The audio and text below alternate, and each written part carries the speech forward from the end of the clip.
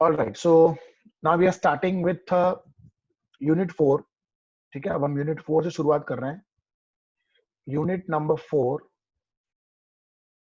Of your statistics, उसमें chapter number 6 we are starting with, that is negative binomial and geometric distribution. Negative binomial and geometric distribution. ठीक है, so this chapter we are starting with, that is chapter number 6.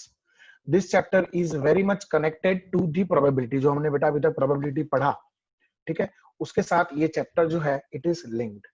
So इसमें दो chapter हैं, अगर आप ध्यान दो तो there are two chapters in this. One is a negative binomial and other is a geometric distribution. So today we are going to discuss only about negative binomial distribution. अभी हम सिर्फ किसकी बात करने वाले हैं? Negative binomial distribution की.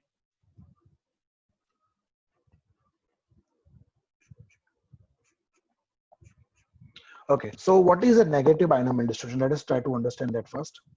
Negative binomial distribution, सबसे पहले तो let me tell you, ये दोनों ही डिस्ट्रीब्यूशन डिस्क्रीट वेरिएबल के हैं. डिस्क्रीट वेरिएबल मतलब आप सब जानते हो, डिस्क्रीट वेरिएबल में हमारे पास एक xi होता है और दूसरा होता है हमारे पास pxi. xi में there is x1 x2, pxi में उसकी probability px1, then we have px2, then we have px3 and so on. This is how the probabilities of x is decided.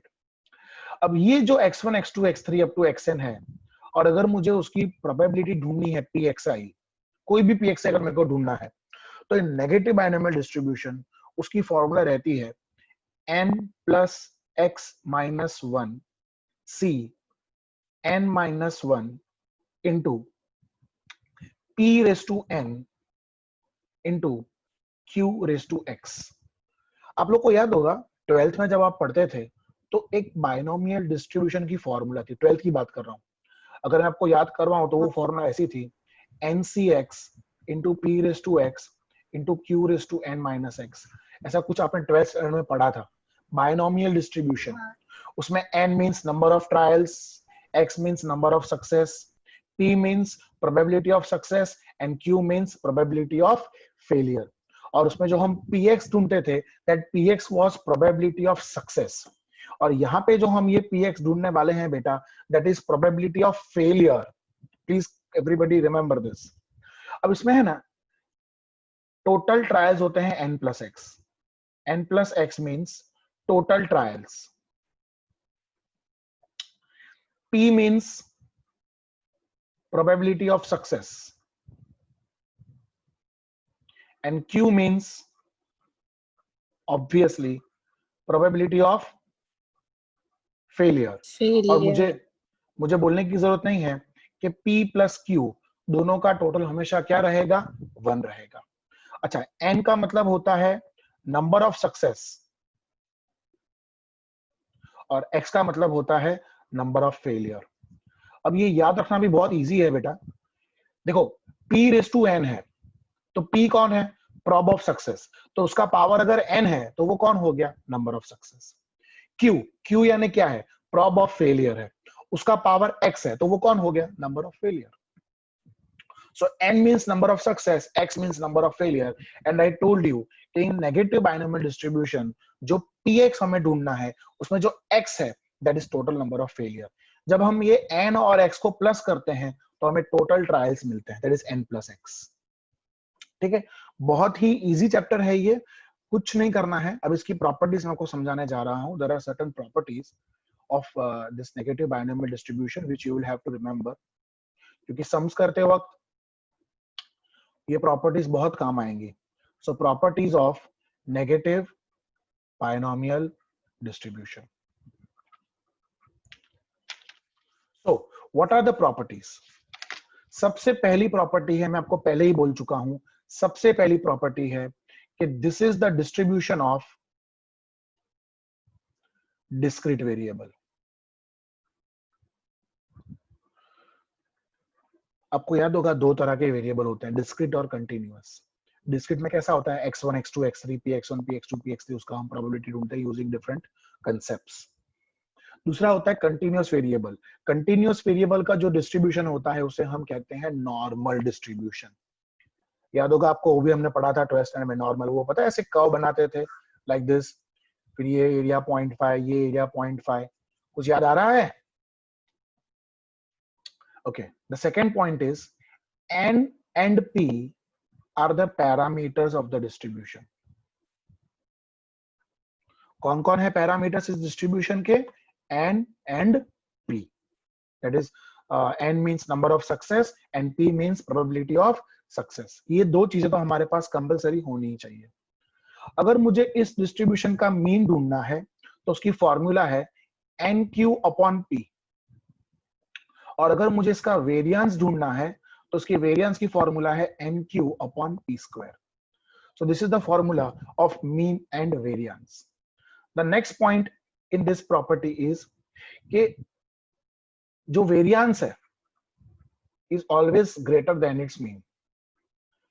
Binomial में उल्टा था, mean is greater than variance, लेकिन negative binomial में उल्टा, variance is greater than mean.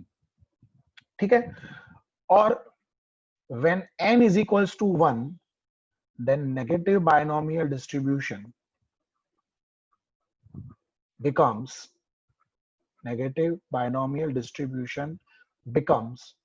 geometric distribution. अब ये वाला जो पॉइंट है, ये जब मैं ज्योमेट्रिक डिस्ट्रीब्यूशन स्टार्ट करूंगा तब मैं बताऊंगा, जो कि हमारे चैप्टर का दूसरा पार्ट है। आप देख सकते हो बेटा, the first part of this chapter is negative binomial and the second part is geometric. Actually जो ज्योमेट्रिक डिस्ट्रीब्यूशन है वो नेगेटिव बाइनोमियल डिस्ट्रीब्यूशन में से ही आया है। ठीक है? So these are the properties of negative binomial distribution. All right, so let us start with sum number 3 on page number 152. A person aims a target. The probability that he will hit the target in any trial is 0.2. ठीक है? So he hit the target 0.2, he not hit the target 0.8. So there are two possibilities, either the person hits the target और the person misses the target. इन दोनों में से एक मेरा success होगा, एक मेरा फेलियर होगा। जो भी पूछा है वो मेरा सक्सेस है। ये सूत्र याद रखना। So the probability that he will hit the target in any trial is 0.2. So find the probability that he will hit the target. तो क्या पूछा है? He will hit the target third time at 8th trial. So first of all, what is my success? My success is the person hits the target. So what is my failure? Person misses the target. So what is the probability of success? It is 0.2. What is the probability of failure? Obviously 0.8. Why? Because p plus q is 1 beta. आप समझ रहे हो? Success है hitting the target, तो p 0.8 हुआ। सो failure क्या हुआ? Mrs the target, मतलब वो 0.8 हुआ। 0.8 कहां से आया? p plus q1 होता है। Find the probability that he will hit the target third time out of at the 8th trial. बेटा 8th ट्रायल है, इसका मतलब है कि उसने टोटल 8 ट्रायल की है। इसका मतलब तुम्हारा n plus x क्या है? 8 है। और वो कितनी बार टारगेट हिट करता है? Third time. तो इसका मतलब तुम्हारा n क्या हो गया बेटा? 3 हो गया। सो n की जगह पे 3 रख दो। सो 3 plus x is 8. 3 goes on that side. So my x is equals to 5.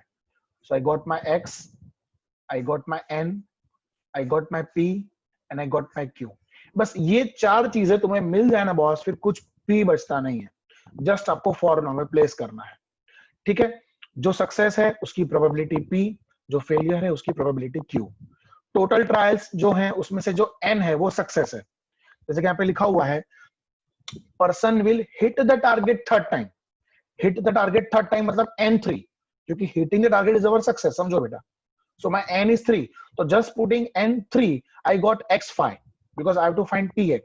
Now what is the formula of px? n plus x minus 1 c n minus 1 into p raised to n into q raised to x. मैंने आपको learn करना सिखाया है बेटा सब लोगों को. How to remember this formula I have told you. कैसे याद रखने की? p के पास कौन सा पावर होना चाहिए? n, क्योंकि वो सक्सेस है. q के पास कौन सा पावर होना चाहिए? x, क्योंकि वो फेलियर है. और n plus x minus 1 cn minus 1. अब आपको कुछ नहीं करना है. You just have to place the values in the formula. So tell me, what is n plus x? 8. So it is 8 minus 1 c. n minus 1 matlab 3 minus 1. What is p? What is p? 0.2. What is n? 3. What is q? 0.8. What is x? 5. So that is 8 minus 1 7 c 3 minus 1 2. अब बेटा 0.2 को 3 बार multiply करो. So 0.2 1 2 3. So it is 0.008. You can go up to maximum 4 digits, not more than that. अब 0.8 को 5 बार multiply करो. So 1 2 3 4 5. So it is 0.3277. Okay, what is 7c2? 7c2 is 21. कैसे? कैसे? 7 into 6 divided by 2 into 1 multiply by 0.008 multiply by 0.3277. Okay, अब इसमें खाली calculator में multiply कर दो. Multiply 0.008 multiply by 0.055. 21. So it is 0.05551. 0.05505 है. So it is 0.0551. All right, so now we are starting with sum number 4 on the same page, number 152 in your the Sujit Prakashan. The probability of getting head when a coin is tossed is half. So listen beta, getting head is half, so getting tail is half. तो दोनों में से एक मेरा success, एक मेरा failure. जो पूछा है वो success. So find the prop that a person will get 5th head at the 12th trial. So getting head is our success. So success is equals to getting head. So failure is equals to obviously getting tail. So my P is half. Better I write it as 0.5. So my Q is also 0.5. अब अपने उस coin को कितनी बार toss किया? 12 बार. मतलब आपका n plus x जो है वो 12 है. और उसमें आपको सक्सेस कितनी बार मिला? मतलब हेड कितनी बार मिला बेटा आपको? 5 बार. तो तुम्हारा n क्या हो गया? 5 हो गया. बस अब n में 5 रख दो. So 5 plus x is 12. 5 goes on that side. So I got x is equals to 7. I got x. I got n. I got p. I got q. So I got px. So what is px? N plus x minus 1 cn minus 1 into p raised to n into q raised to x. So just placing the values and finding p7. So my p7 is below n plus x minus 1. So n plus x is 12. So it is 12 minus 1 c n minus 1. So n is 5. So it is 5 minus 1. Our p is 0.5. Our n is 5. Our q is 0.5 and our x is 7. So that is going to give me 12 minus 1 karoge beta. So you will get 11. So it is 11c4 multiply by 0.5 को 5 बार multiply करो. 1 2 3 4 5. So you will get 0.0313 और 0.5 को 7 बार. So 1 2 3 4 5 6 7. So it is 0.0078. So अब 11c4 करो. So 11 into 10 into 9 into 8 divide by 4321 એટલે 24. So that is 330. So 330 multiply by 0.0313 multiply by 0.0078. So what you're going to get is multiply by 0.0078. 0.08056. So it is 0.0806. Well, beta, any questions to anybody? So now we are going to proceed to sum number 5 now. 90% of the mangoes are sweet. अब बेटा 90% are sweet, तो 10% are sour या not sweet बोल दो. अब 90% sweet, 10% are not sweet. दोनों में से एक मेरा सक्सेस, एक मेरा फेलियर. जो पूछा है वो success. Now the quality of a mango can be known only by its taste. A person requires 6 sweet mango. So getting sweet mango is our success. जो पूछा है वो success. Find the probability of getting 6th sweet mango when 8th mango is tested. So first of all, success. Sweet mango. So what is failure? Sour mango or not a sweet mango.